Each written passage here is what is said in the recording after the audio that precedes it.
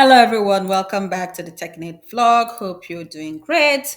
Yes, we've talked so much about business analysis, and now we want to slowly transition into Scrum, then project management. Then we create a balance between, business analysis, Scrum, and project management. Okay, yeah. So now this would be important for those of us preparing for their professional Scrum Master 1, 2, or 3 exam, or you want to know more about Scrum. We're going to discuss the Scrum guide, go through it one after the other, okay? But this doesn't stop us from still going back to business analysis or even moving into project management. We just want to create a balance, okay? Now, and if what we've been sharing the beginning of good use to you, please comment, like, and share. So, moving into the Scrum Guide by Ken Schreiber and Jeff Sutherland, this is the definitive guide to Scrum, the rules of the game. And last updated was November 2020. Let's just go through the purpose of the Scrum Guide quickly.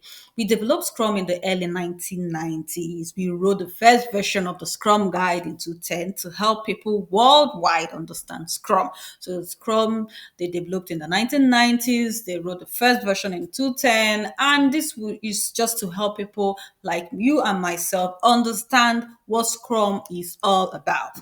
So we have evolved the guide since then through small functional updates.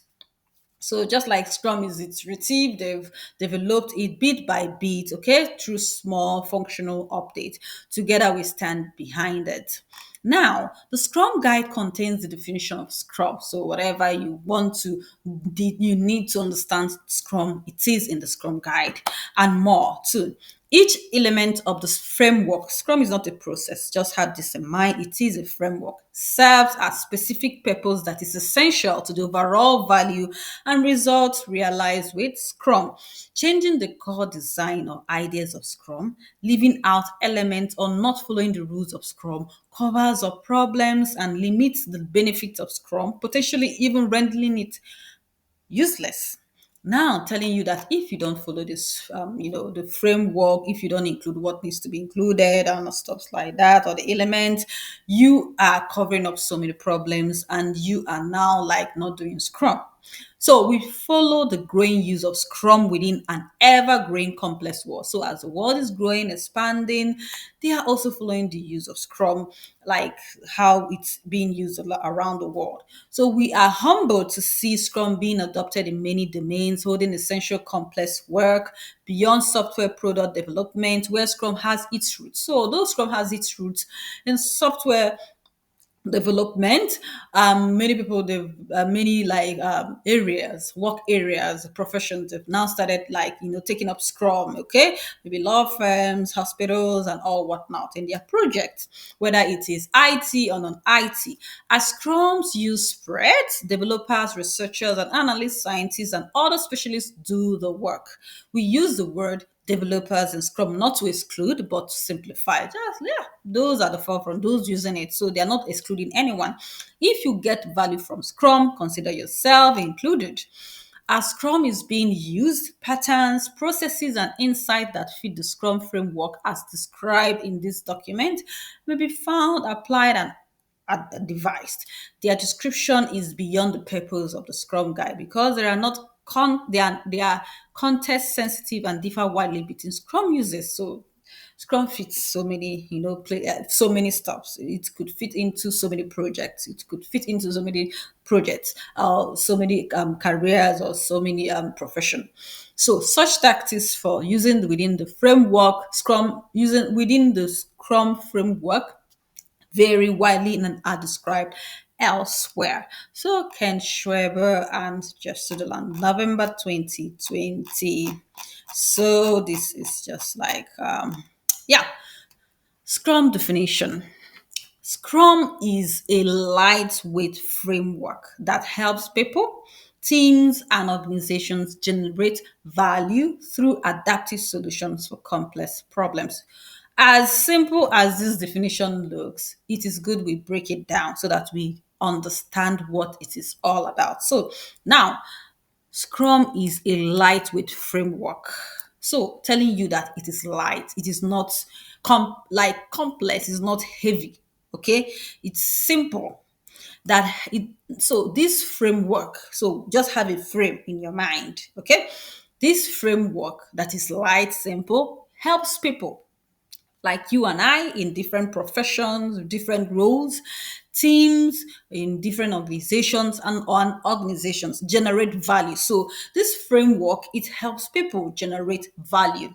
Okay. So when you use Scrum's framework in your project, in your work, it helps you to generate value. So if you impute for Scrum, the output would be value through adaptive solutions. Now, when you say adaptive, so that means um, probably you are going through a something that is not something that you are not used to, so you adapt. Okay, that means it's talking about change management. So adaptive solutions, so like the solutions you bring on board, you adapt to it, something you are not used to, something that is foreign to you, that is not clear and stuff like that, but the solution is adaptive. Okay, for complex problems. So telling you that Scrum is so good when it comes to helping with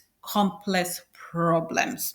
It helps you break down complex problems. It helps you bring about solutions to problems that are complex, and would understand more as we go through this. In a nutshell, Scrum requires a Scrum Master to foster an environment where, so you will need a Scrum Master in Scrum, okay? To foster an environment where a product owner orders the work for a complex problem into a product backlog. So you need someone who is the product owner who would now come forward with the work or the complex problem that an organization is facing, and they have to feed it into a product backlog. So you have your product backlog prepared by your product owner. So there is a problem in an organization, and that problem, who comes forward with it would be a product owner. And what the product owner does with the problem is he breaks it down and he fits it into an artifact, your product backlog. Okay, so we have a problem, and these are the problems. We itemize it according to priority and all whatnot. Two, the Scrum team turns.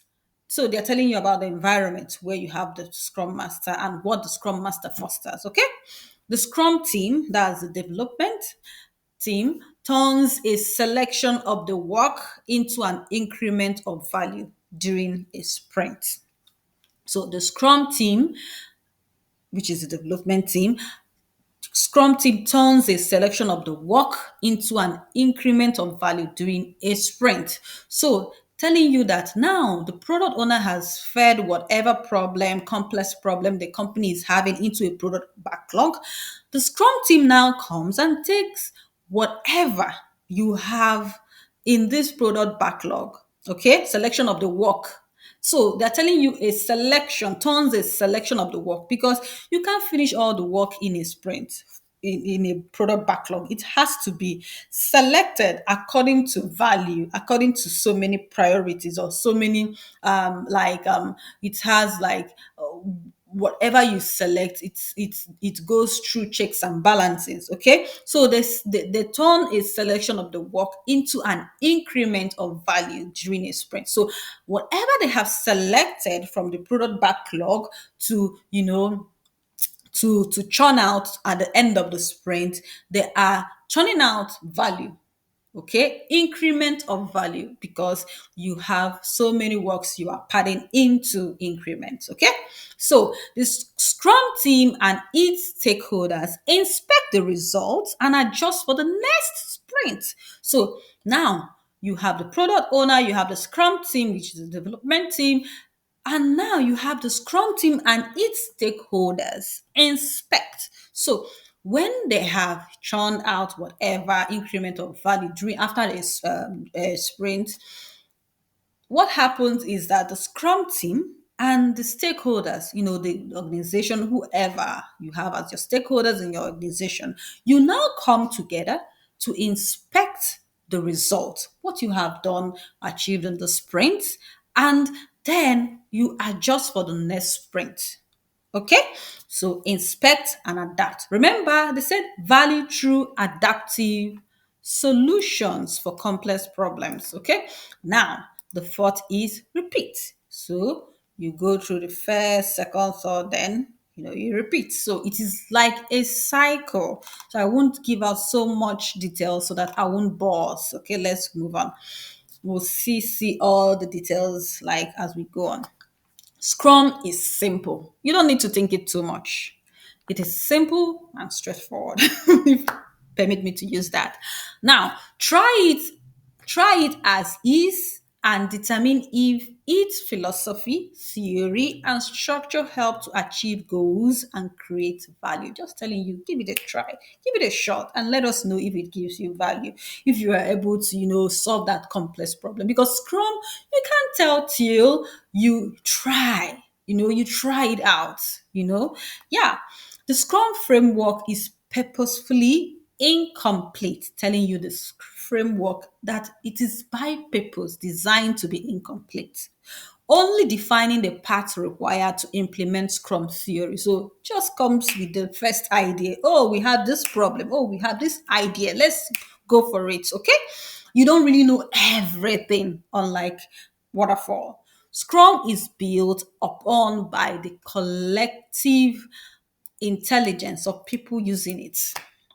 So it is a team oriented thing. Like Scrum is not like we do this person does this, and it is a teamwork. So, and it is that it whatever is being done is done upon the collective intelligence, idea, brainstorming of people using it, that is the development team. Okay, rather than provide people with detailed instructions, rules of Scrum Guide, their relationships and interactions. Yeah, various processes, techniques, and methods can be employed within the framework. So you can introduce various processes, techniques, and methods can be employed within the framework. Okay, it's flexible, it's simple, it's not heavy with. Scrum wraps around existing practices or renders them unnecessary. Lean thinking. So it wraps around existing practices or renders them unnecessary. So there are so many things you just have to cut off. Scrum makes visible the relative efficacy of current management. So whatever it's currently being done, it makes it visible. It tells you, is this like how relevant is what we are doing to the value we want to achieve. Okay, the environment.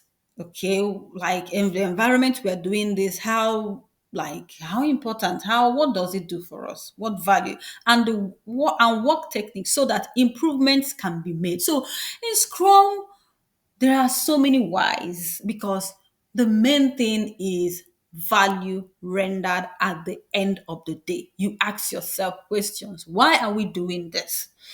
Is it going to give us the value we require? Why? Okay, for example, when it comes to let me allow me to go back a little bit. I know, like for this, we are going to take a little bit of time at introductory, and then we speed up or we pace up. Now, the product owner, when he comes to arrange whatever problem in the backlog, he's asking himself or herself, oh, okay, these are the problems we have, and I want to refine. Maybe when he or she wants to do product backlog refinement, okay, how do I arrange my what I have in the product backlog according to value at the end of the day? And when you even have your sprint backlog, when maybe the development team, they have come to select whatever needs to be in the sprint backlog, they are interacting with the product owner, and the interaction will be, okay, what do you have here that would give you value at the end of the day? Where they're asking you, where do we start? How do we start prioritizing? And already you are making it known to them that I need a system that will help people order. Now, what they are now going to do is they are going to now select from what you have provided them, or plan from what you have provided them on how best to achieve what you need, because they already know that you need value at the end of the day. Okay, that is the why, brainstorming, asking questions, and at the end of the day, when the sprint is done, that either 2 weeks or 1 month, 4 week sprint is done, the scrum team and the stakeholders, they are coming to inspect. Now the inspection is all about what we have done. Is this still relevant in the market? Is this what we requested for? Has that been done? To what extent do we need to improve on this and all whatnot? Okay. Now, Scrum theory. Scrum is found on empiricism and lean thinking. We are going to explain this. Empiricism asserts that knowledge comes from experience and making decisions based on what is observed. Just like you have in, let's say, maybe your primary school, or secondary school, they tell you empiricism. Yes, it's based on that knowledge. What you know comes from experience, what you have experienced, and making decisions based on what is observed. What have you observed at the end of the day? Lean thinking reduces waste and focuses on essentials, on the essentials. That's why you see you don't want to have so much information at the end, at the beginning. You just need that idea. You just need that thought, from the product owner, and the development team. They walk through it. The Scrum Master tries to help them, unblock them and stuff as they are doing their job. So Scrum employs an iterative, incremental approach to optimize predictability and to control risk. Oh my goodness, this is so much. But let us break it down. Scrum employs iterative, incremental approach to, so one, when I say iterative, one after the other. Incremental, remember, you have sprints. You have a complex problem. For example, you want to build a website and you see that it is complex, and the team would be like, let us start from somewhere. Okay, you finish your first sprint, you leave it, you finish your second sprint, you add your second sprint to the first sprint. Okay, is iterative, and as you're adding it, is incremental approach, because you have observed what you have done in the first sprint and you are fine with it. You move on to your second sprint. Okay, to optimize predictability. Predictability is, we want to achieve this value. This is our goal. This is what we think we want to do. And to control risk.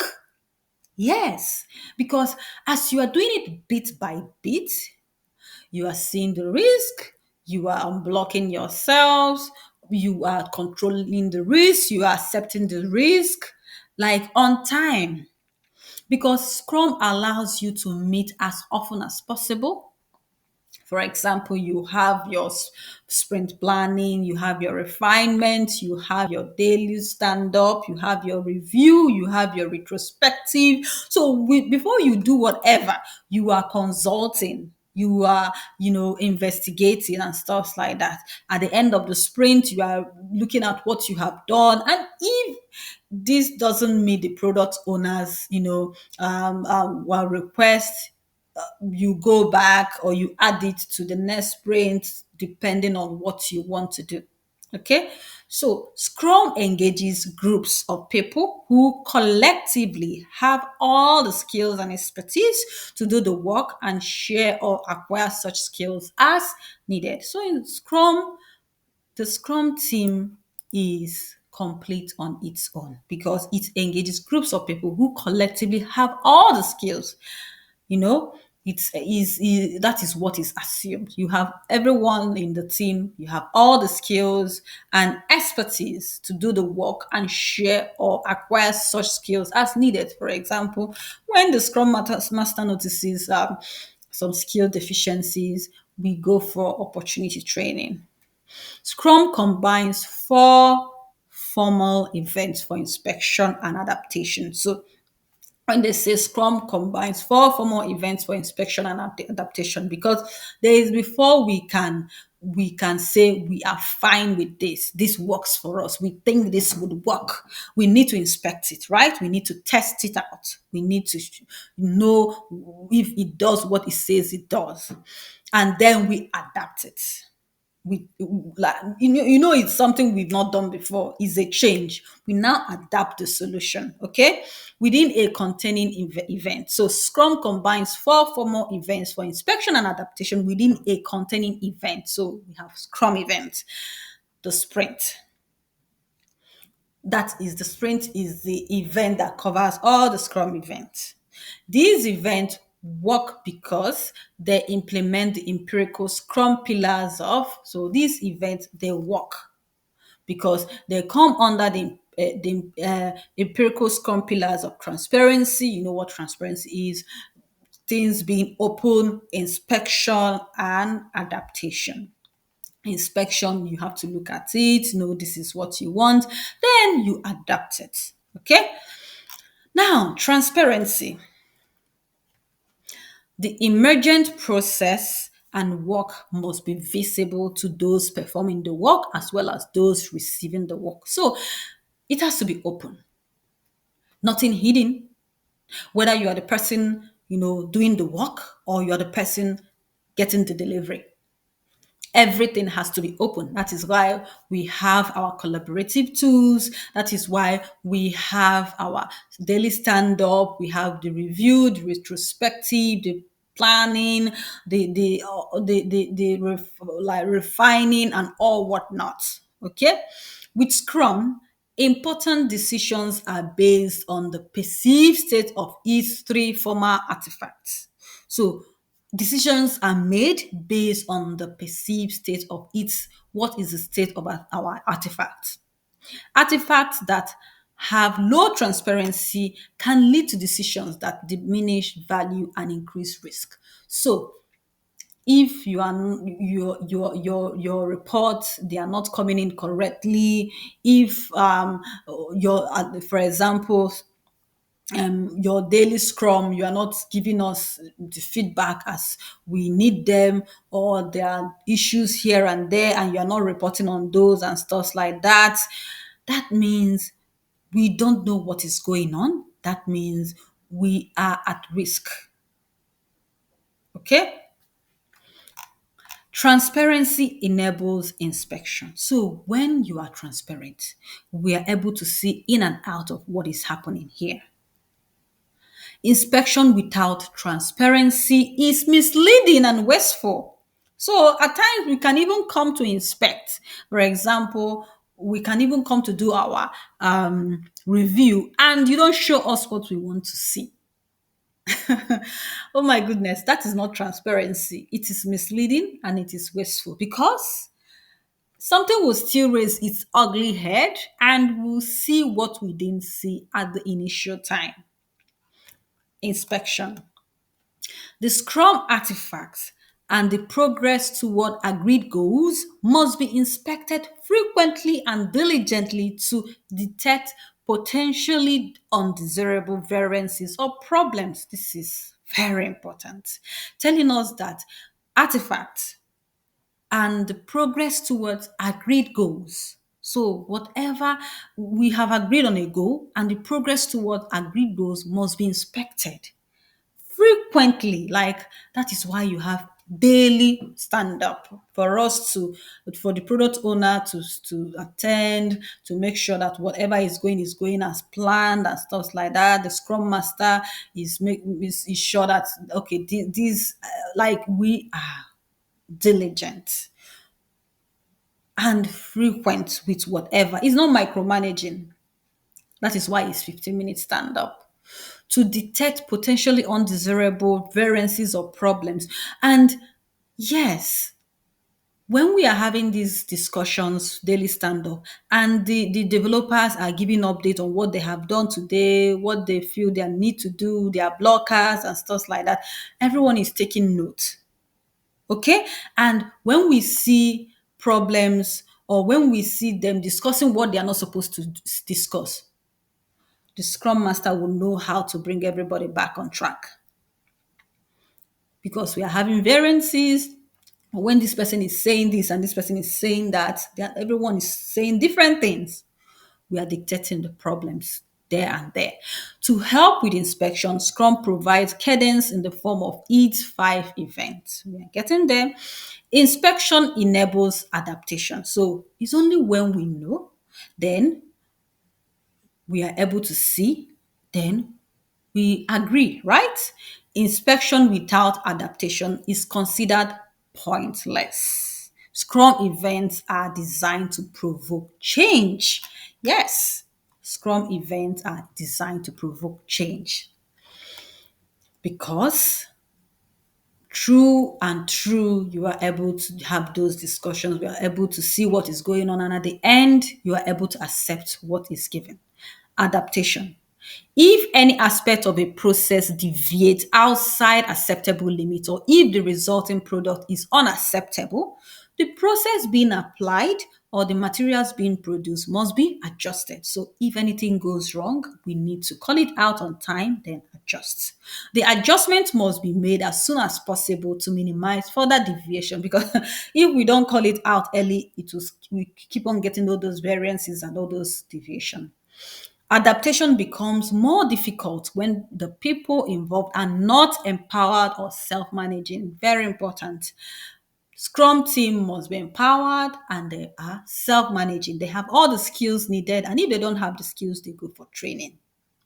A Scrum team is expected to adapt the moment it learns anything new through inspection. When a product owner says, "Oh my goodness, I think something is not right here," immediately we investigate, immediately we adjust, immediately we adapt. Okay? So at this point, I think we can stop here. We'll continue with Scrum values the next time. And I hope this has been of good use to you. Remember, we looked at the introduction, we looked at the definition, we looked at the Scrum theory, transparency, inspection, adaptation, and we are going to move into Scrum values. And yes, till next time, thank you so much. Bye.